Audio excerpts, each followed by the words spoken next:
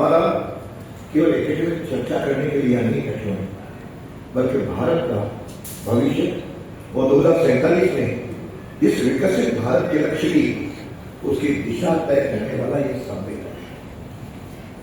क्योंकि दिशा शिक्षा के क्षेत्र से शुरू होती है और कुलपति या कुलगुरु शिक्षा की ध्रुवी, यानी आप उसके पूरन उसके अधिकारी हम आगे बढ़े। जब मैं इस विषय को पढ़ा तो मेरे मन में 3 प्रश्न आए। क्या भारत अपनी शक्ति को पहचानता है? दूसरा प्रश्न है, क्या भारत अपनी जड़ों को समझता है? और तीसरा प्रश्न है, क्या हम उस ज्ञान परंपरा को आधुनिक तकनीक के साथ जोड़ करके एक नए युग का निर्माण कर सकते हैं? तो तीनों प्रश्नों का मन में उत्तर है हाँ। यह कार्य समाज परिवर्तन, युग परिवर्तन और विचार परिवर्तन का केंद्र रहे विश्वविद्यालयों से ही शुरू हो सकता है।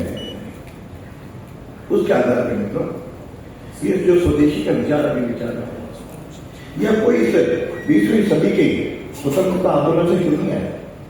यह तो स्वदेशी हमारी सभ्यता की आत्मा है।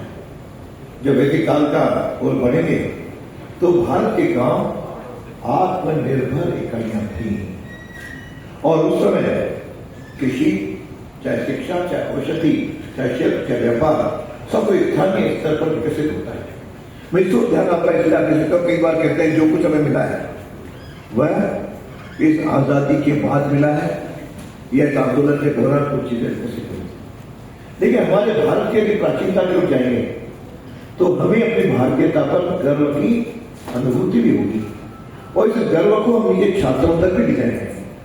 हम विकास तो करेंगे, चर्चा भी करेंगे, नीतियां भी बनाएंगे, पाठ्यक्रम भी बनेगा, लेकिन जब तक उसके मूल जड़ में कि मेरे बालक के मन में अपने भारतीयता के प्रति, भारत के प्रति कि मेरा भारत महान कहने की नहीं चलेगी, उसके मस्तिष्क में जब तक ये रजिस्टर्ड नहीं होगा तब तक हम आगे की बात बढ़ा नहीं पाएंगे।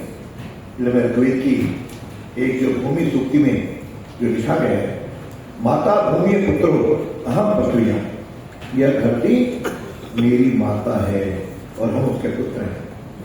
यह केवल काव्य नहीं है, यह आर्थिक दर्शन है जो स्थानीय संसाधनों की स्मृति का दर्शन है। यही कारण था कि प्राचीन भारत में गांव केवल उत्पादन के केंद्र नहीं थे, बल्कि ज्ञान, संस्कृति और स्वावलंबन के केंद्र भी रहे। वहां से शुरू करेंगे तो फिर आपको ज्यादा नहीं चलना पड़ेगा, क्यों हम यदि इतिहास के पन्ने पलटे हमें पता लगेगा कि भारत ने दुनिया को केवल वस्त्रें नहीं दी है, बल्कि हमने ज्ञान दिया है। यह अनुभूति होगी, हमने ज्ञान दिया, केवल हमने उत्पादन करके कोई चीजों में निर्यात आयात नहीं किया। उसको एक पढ़ेंगे तो फिर आपको ध्यान आएगा तक्षशिला, नालंदा ऐसे विश्वविद्यालय उस समय अस्तित्व में थे, जहां पे तक्षशिला में आज भी कहा जाता है 64 विषयों की पढ़ाई होती थी और चीन और यूनान और बाकी विश्व के कई लोगों के विद्यार्थी आगे पढ़ते थे। इसे तात्पर्य किया है कि भारतीय ज्ञान परंपरा बहुत पुरानी नहीं है और इसकी विशालता का प्रमाण इसी से क्या करता है तक्षशिला या नालंदा इस प्रकार के विश्वविद्यालय थे। और आज अगर चिकित्सा विज्ञान में कई बार कहते हैं आज जो कुछ हो रहा है वह है, लेकिन जब सुश्रुत संहिता पढ़ी तो आज के 2600 वर्ष पहले शल्य चिकित्सा का बहुत ही विस्तृत वर्णन मिलता है। उस समय प्लास्टिक सर्जरी, मोतियाबिंद के ऑपरेशन और सैकड़ों शल्य विधियां थी। हालांकि बहुत अधिक इंजीनियर अपन गणेश जी से कई बार तुलना करते हैं कि गणेश जी के सूंड की जो सर्जरी हुई उस कार्यकाल में, उस समय भी अर्थात सर्जरी का विज्ञान तो था। और फिर आयुर्वेद ने तो दुनिया को और आगे सिखाया है कि चिकित्सा केवल शरीर की नहीं है, उपचार का भी होगा, बल्कि शरीर, मन और आत्मा तीनों का संतुलन है। तो इस संतुलन को आगे बढ़ाएंगे तो आपको आधुनिक चिकित्सा में जब होलिस्टिक हेल्थ कहते हैं, ये होलिस्टिक हेल्थ उस समय के तीनों के संतुलन का ही पर्याय है। उसको हम पढ़ेंगे तो मैं समझता दुनिया वापस प्राचीन ज्ञान की ओर लौट